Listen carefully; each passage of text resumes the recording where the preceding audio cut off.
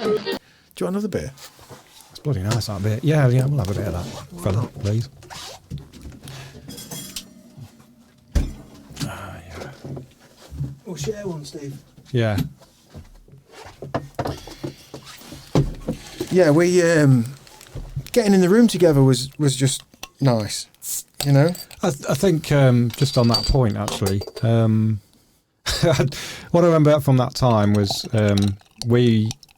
it was actually me, I think, who reached out to you saying, hey, you know, what you're up to, because I knew you'd parted ways with Lost Souls. Thank you. And I thought, well, maybe you know, we could do something. I had a few knocking around with a few ideas. What I remember quite instinctively is that when we first got to jam in the studio, we probably spent an hour and a half just talking like this, and then we do probably 15 minutes of rehearsing.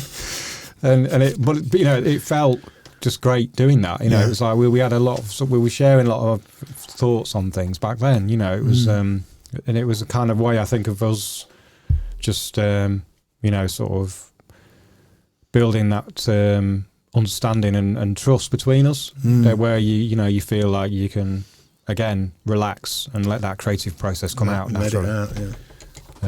So yeah, and sorry, I interjected. No, not at all. No, it's nice to hear your end of the deal, because it was a mad time for me, because so much of me leaving the UK hinged on what I'd wanted to do with music. You know, I didn't know it at the time, but when it came to the crunch of like with Lost Souls, because we did have some interesting and very close to the bone situations happen, you know, where things could have happened. And then when it didn't, for me, timing is everything. You know, there's 5 kids had been born and fucking mortgages had been taken left, right and centre and blah, blah, blah. It's like a 7-year cycle, which I'm a believer in this cyclical kind of nature of things. And I just felt like, you know what, I knew that we were good enough to have, you know, succeeded and put music out there and got it to people on a wide scale. We were good enough, you know. And I could sleep with that, and that's why I felt empowered enough to go, do you know what, it's next stage, like, I don't know what it is, but I've got to let go of this, because we've done 7 years and it's going to be a long slog now to try and do something. And with the kid, it's not going to work. It's going to be hard, you know, it's harder and harder to rehearse now because of what's happening. So never mind trying to kind of reinvent or at least restructure or rebuild our, you know, trajectory. So for me, leaving to go to Thailand and leaving was like, I had to come to terms with like, okay, well, I really am just going to be tinkering. And it's not like I'd gone through my life thinking, I'm going to be the next Mick Jagger. I mean, that was in there, but like, it's not until you stop something that you realise, oh, fuck, you know, and then I realised, oh, God, I am just a builder now, like in Lincoln, in this industry that's just getting swamped by health and safety. And like, there is actually that little side road out that I was, you know, pinning my escape on, is like, I've just shut that off myself. Yeah. So like the reality is here. So when I left for Thailand and kind of, I was making peace with like music as at the time, thinking, oh, this is part of me that's dying. Like, I'm not going to do that. I'm just going to fiddle about on my own.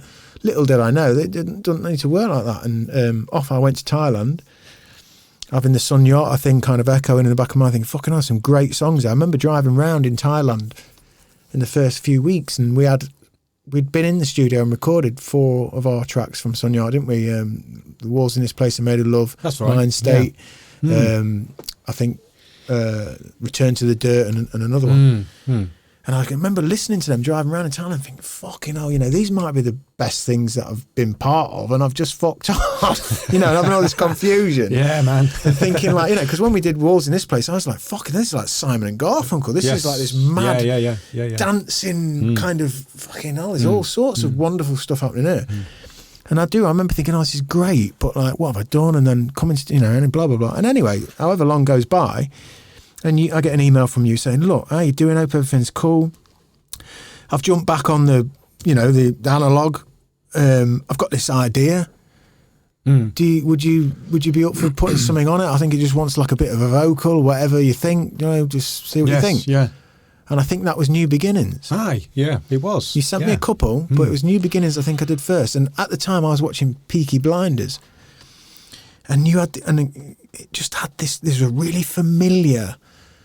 And you've got a crafty way of doing this. You can make like digital music.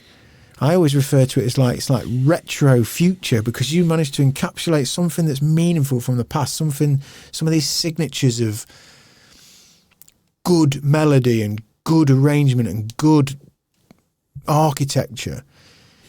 And whether you're doing it with a guitar or whether you're doing it with beeps and bleeps, you know, it's you capture it, and it comes to me and it's really familiar. And I remember thinking, God, this isn't my usual boat. I'm out of my depth here. As much as I appreciate Andrenachrome from afar, I've only ever made like guitar music. I've never been a DJ. I've never, I loved house music, loved hardcore, but I never envisaged making anything. So then I thought, what, this is pretty cool, because I'd take it. The only thing I had kept from my life's work was my guitar and my little Mac and my monitors. Yeah. So I was like, Alex, Steve sent me a track. And the other thing that was happening for me was like how bizarre it is to be on the other side of the world now and retain conversation in real time on fucking FaceTime or whatever, or get an email. I'd get an email from you and get the little golden envelope in my inbox, think, oh, brilliant, that's a song. And then I would plug the song in, and then I would sing on the song and send it back to you. And you'd go, yeah, that's great, it's great, I'm going to mix that and I'll send you. And then I get it back and you've mixed it in, and oh, wow. So I remember thinking, oh, right, this is just, as much as I'm not sure sonically where I'm going here, let's just have a whirl. And then we did that, and I sent you something back, and you were like, oh, wicked, that's great, nice one. I said, I'll tell you what, I'll try and do a little visual for it. We'll do a little video for it, because then it'll carry better on the internet. And then you emailed me back, however, few weeks, whatever, I don't know what the timeline was, but you were like, you've got 6Music and all that out there. It's like, yeah. Oh, you have to put it on fucking Saturday, because Tom Robinson's show, they're going to play that track. And I was like, I'm sat in my garden in Thailand, like, listening to this cacophony of fucking jungle life, looking at a mountain, thinking, what have I done? Like, I'm living in Thailand, my little boy's running around in nappy. It's 10 o'clock at night. There's cobras in my garden and shit. And then I'm having a beer and a smoke, and like you message me that, and I think, Alf, and I chuckle to myself. I think, how mad is it, eh? I kind of make peace with, okay, I didn't make it in music. That sounds like a strategy, kind of summarization, but it's not. It's like my dream to make music and to somehow follow this path is I've kind of made peace with it, and I haven't done it, and I've made peace with it, and I feel strong for that, and I can sleep at night because my music was great. But here I am, I'm brave, and I'm going into this new world. And then I'm sat here, and I've emailed back, and I've managed to make music with one of my mates from Lincoln, from Asia, and without any clinging or longing or fucking loading it with like, we'll get a gig there and then we'll do that, and then we're just like, oh no, he sent me something, that's ace, I get to make some music from Asia with my mate. And then it's like a message, oh, it's going to be on BBC 6Music, they're going to play it, blah, blah, blah. And I'm sat in the garden, and then track 2 comes on, and Tom Robinson or whoever it was gives it the, this is blah, blah, blah. And I'm like, fucking hell, that's weird. I sang that in this little fucking room in Bangsaray, in Thailand, in a fishing village province of Thailand. And it's getting played on BBC 6Music in London and England, where I spent my whole fucking life trying to get music onto the radio.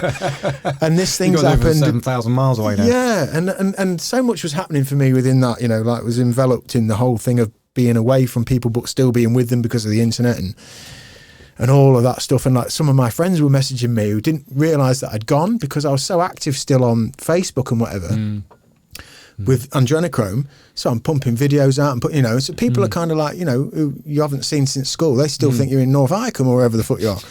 But you're not, you're in Bangsaray. It's such a bizarre thing it was. It's like we were still active, so we were making more music than ever. So that was the start of the journey for me coming in.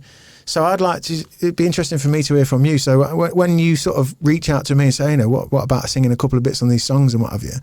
And I do, obviously that can be a fork in the road. That can be like, oh yeah, nice one. Or no, this ain't going to work. So obviously something worked. So did it give, I'm anticipating how I would be with it. Is it like, you alluded to earlier, kind of the idea that you'd pass it on to somebody and you get that little lift. I know when somebody else contributes something, it kind of takes away a little bit of that responsibility, and you can enjoy it more because it's not just from you. If it marries, Yeah. if it marries. Yeah. Yeah, you're right. And I think, so that time, you'd gone to Thailand, pissed off to Thailand. I thought, oh, great. I just thought we're getting something together. And, you couldn't get further away if you wanted, So I thought, well, what am I going to do now? I sort of slumped down in my chair a bit, figuratively speaking, and tried to work out my next move. And then, and how it came about really, I think, was a friend of my wife, Sarah, her boyfriend, Ben, was, they came round one night for some food and that, and stayed over. And he goes, I've got a cracked copy of Logic, Logic X if you want it. I was like, well, I've never used Logic. I've always been Cubase. And I'm boring people probably listening, but this is a sequencer software called a digital audio workstation, right? DAW. Yeah. And anyway, we put it on my Mac, and that was it. He left me to it. And so I started arsing about with it for a while, and I thought, Jesus, this is just like the workflow and everything about it was just really tuned in to being creative. So I thought, I quite fancy making some more electronic music, but maybe a little bit more sort of four to the floor stuff, really, rather than the previous Andrenachrome, which is quite slow and introspective and a bit like sort of the Beck vocal. I thought, no, I don't think I want to go down that road anymore. I kind of want to change direction. And so I made a load of stuff, and some of it was okay, but again, I put it out on another Andrenachrome sort of album, which was really a bunch of demos, and New Beginnings was on that as well as another track called Golden Gates. If you remember that. Gates, yeah, that was a great track. But the thing I didn't do with that was I should have really taken that away, knowing what I know now. That could have been much better mixed and produced, but and so there were demos, but and that sort of was the next round of Andrenachrome, and I don't think I should have released that. I should have held on to them and thought they're ideas. Let's not put them out, but it's a learning process, and I think I know where this might be going. And so after that was kind of like 20 or 30 tracks in. Out came some more stuff, and that was kind of like the early stuff we released properly, which was what was the first one we did that got the Radio 1 play? That was so we got so for the timeline for people. So in that year that I was gone, in accordance with the timeline you've just put there, Steve, New Beginnings, the album with the 10 tracks. I think I featured on like 3 of them as Sam Souls. Yes, that's right. So I came in on Something Is Nothing, Golden Gates, and New Beginnings, I think, and did videos for them. And New Beginnings got plays and on BBC 6 Music, and stuff happened. And as you say, I was away. Then it was only a year, and I was coming back because it didn't work out. And people who follow the podcast know. Yeah. So in that time, we were kind of ticking over on them anyway, and you'd had that vibe. So when I got back, I remember by the time I got settled, I think we caught up, obviously, and it was like, should we go in a room and have a fuck about and a fiddle about with this? And I think by then the Skywalker had been done. I think I'd done a vocal on Skywalker in Thailand, and that turn that you're talking about had started to happen, and I demoed that. Then we went in the room, and then it was like, okay, let's kick on. And then we hit the ground running at that point, didn't we? And I think we had BBC Introducing jumped on us locally and really championed us and really got behind us, and there's a lineage for people who follow any of that stuff, budding bands out there. You get into your local regional BBC Introducing, and that whole platform is about peer review, I guess, and people giving you the nudge, and you go up to the wider area, and then eventually you might get down to the Radio 1 for the plays on there, and then who knows what. And we got to the Radio 1 level, at which point we got contact from a label, didn't we, down south, Cutler Rock, with the Rockstar label, who are part of, or originate from the skint culture. Yes.